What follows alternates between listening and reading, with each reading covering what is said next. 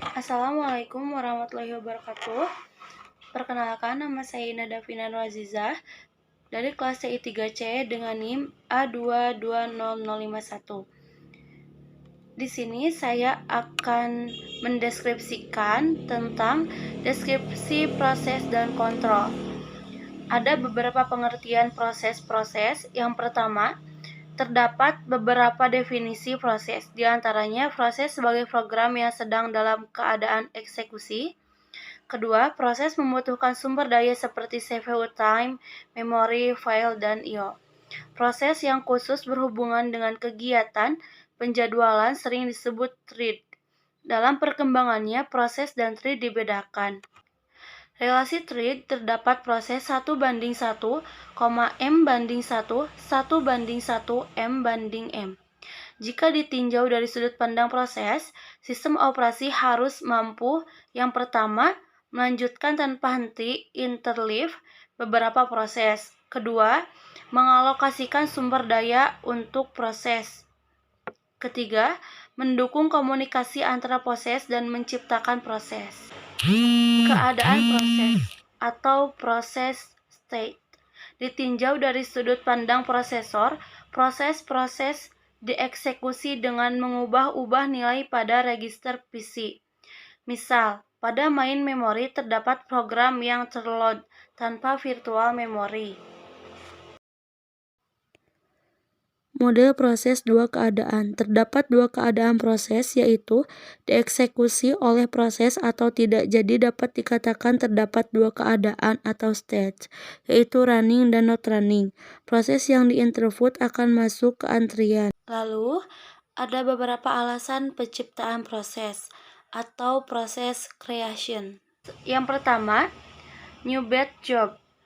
Artinya, setelah sistem operasi siap melakukan kerja baru, sistem operasi akan membaca perintah job selanjutnya. Yang kedua, interactive logon. Bisa disebut dengan user logon pada sistem. Yang ketiga, read by us to provide a service, yang artinya sebagai tanggapan atas suatu aplikasi seperti mencetak file, sistem operasi dapat menciptakan proses yang akan mengelolanya.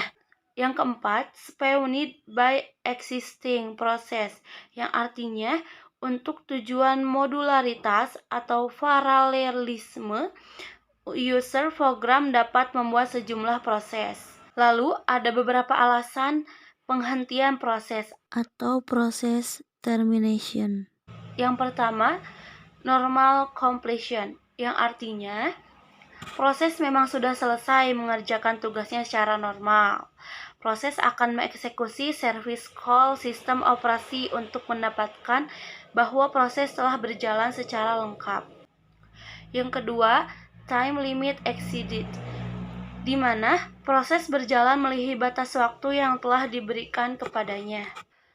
Yang ketiga, memory unavailable, yang artinya proses membutuhkan ruang memori yang lebih besar daripada yang disediakan sistem. Lalu yang terakhir, bounds unavailable, yang artinya proses mencoba untuk mengakses kawasan memori yang diizinkan untuk diakses.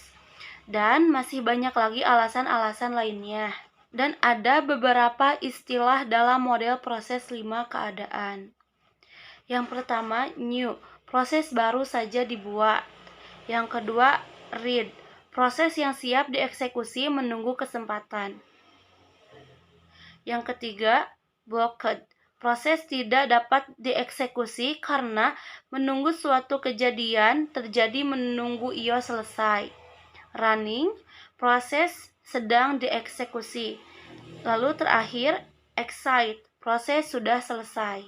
Lalu ada yang namanya proses swapping, yang artinya pertama, jika main memori sudah penuh dan banyak proses yang berada pada keadaan block atau read, maka proses tersebut dapat disimpan ke dalam virtual memory, yaitu disk atau hard disk. Kedua, keadaan ini dinamai suspend. Terdapat blok, suspend, dan ready, suspend. Lalu ada struktur pengontrolan proses. Yang pertama, untuk mengontrol proses dan sumber daya sistem operasi, menyusun suatu tabel pengontrolan yang berisi status atau keadaan dari proses dan sumber daya. Yang kedua, tabel untuk proses disebut proses image yang berisi user data, user program, system state, process control block, process identification, process state information, dan yang terakhir proses control information. Lalu ada peran proses control block. Yang pertama, PCB berperan penting di sistem operasi. Tiap PCB berisi informasi mengenai proses yang diperlukan sistem operasi.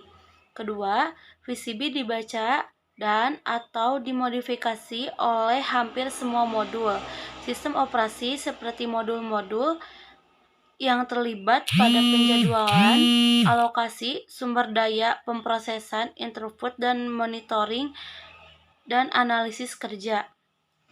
Ketiga, kumpulan PCB mendefinisikan status atau keadaan dalam sistem operasi.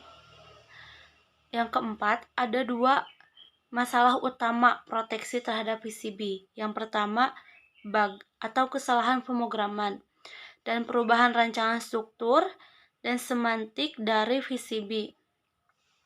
Kedua, perubahan rancangan struktur dan semantik dari PCB dapat terdampak ke sejumlah modul sistem operasi yang memakai PCB. Lalu, cara mengatasinya dengan membuat semua routine yang berhubungan dengan proses harus melewati routine holder khusus untuk PCB.